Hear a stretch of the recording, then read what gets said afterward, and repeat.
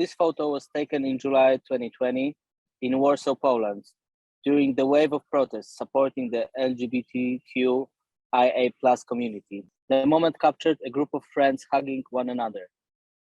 The photo is significant as on the opposite side of the street, there was a nationalist rally against LGBTQIA+ people. This photo represents a very heartwarming moment for me. It shows the need to create the community and a safe space in Poland, which has become an antagonistic environment for LGBTQIA+ folks. During August, a series of assaults towards LGBTQIA+ people took place in Poland, arrests of activists. The Polish far-right government uses rhetoric to objectify and dehumanize the queer community and gives permission to alt-right movement for its violence and hate speech. During 2020, I came back to Poland after a couple of years living in UK, in London. So basically this photo was taken maybe 1 month after I came back to Warsaw, where I grew up. And during my teens, I witnessed many assaults, and since many years, maybe even 10 years or maybe even more, there is a huge rise of nationalist movement in Poland. So that year and that particular moment was one of the peaks of this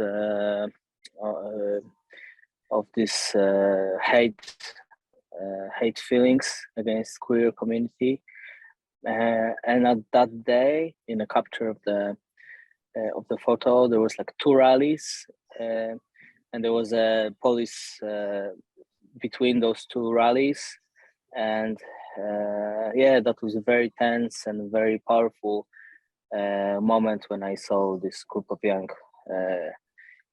people hugging one another. And I thought that maybe that would represent very accurately that day and the spirit of that event. Every time I really enjoy having my work being printed, as every year there's less and less opportunity because mostly all of the media are online, so there's less and less physical proofs of my work, as not many people are printing the newspapers or books, especially, or even photography to have them in a house on a wall. So I'm always very happy when I hear that there is opportunity to have my work in physical media, such as your book. My name is Antoni Martoski. I was born in Warsaw and I spent most of my life here. I work as a documentalist and I am always focused on social issues and minority groups. So my work is always focused on this. Right now, I am documenting conflict in Ukraine, and also I'm documenting the refugee crisis on Polish-Belarusian border, and that is still happening. So basically, this is my 2 main subjects right now, and in both of this areas, I'm always, like I said before, I always try to find personal stories and create a time to make very personal stories. So I feel like the photography in general, it's like one long life journey. So I am learning every day, and especially now when there's so much going on in a country and also in neighboring countries. So I feel like every time I'm trying to like stop for a little while and gather personal stories, and always create a time to hear people, not to, as a photographer, it's very easy to be some sort of intruder in somebody else's life. So I always make sure to take time, in some way return the favor,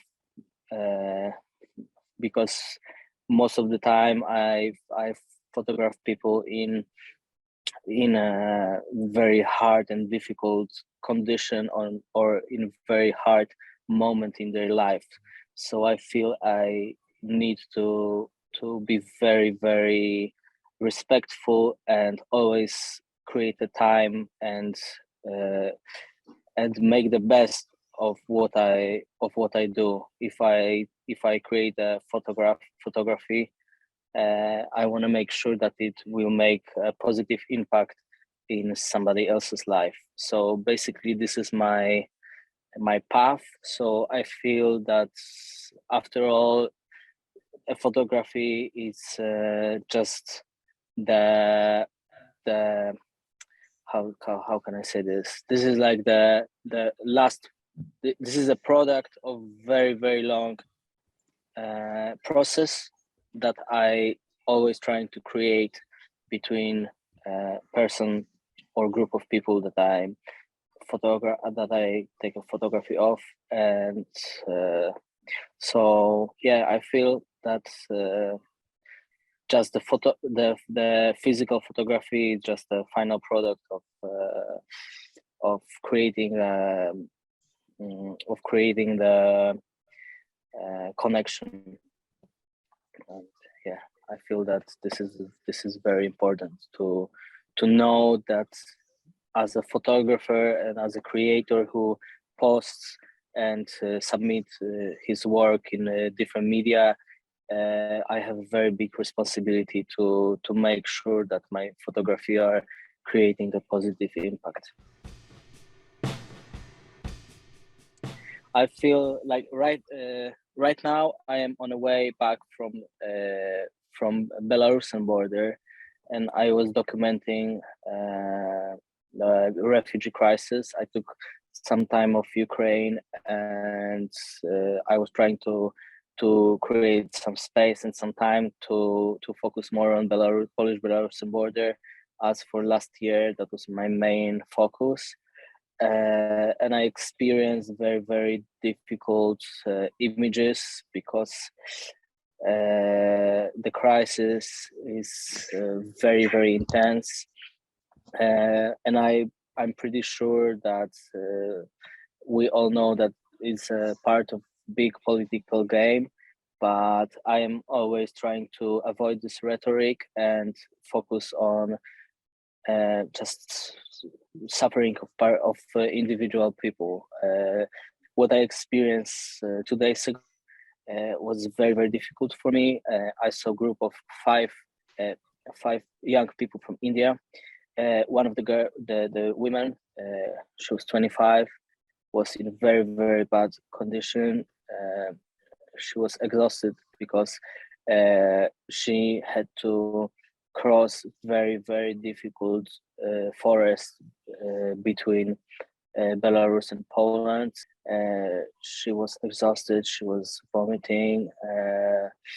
She couldn't eat any food or drink any water. Finally, she ended up in hospital, and four of her friends. There was two friends and sister and her brother. Four of them were pushed back to Belarus, and she's now in Polish hospital. So the family is separated, and we don't know what is the future for them. Today, I acknowledge that she woke up because she was on intensive care in hospital, and now she's feeling better, but it doesn't mean that she won't be pushed back to Belarus also. And basically right now we are not sure if she will even see her brother and sister for next many months, or maybe ever. So this is what we experience here in Poland every day. And on top of that, there is war in Ukraine.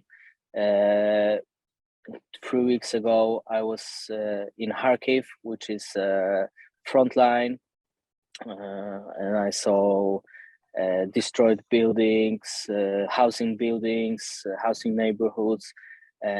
People are losing everything they have. There is war when you go to sleep, and during the day you hear artillery on the front line. It's very intense.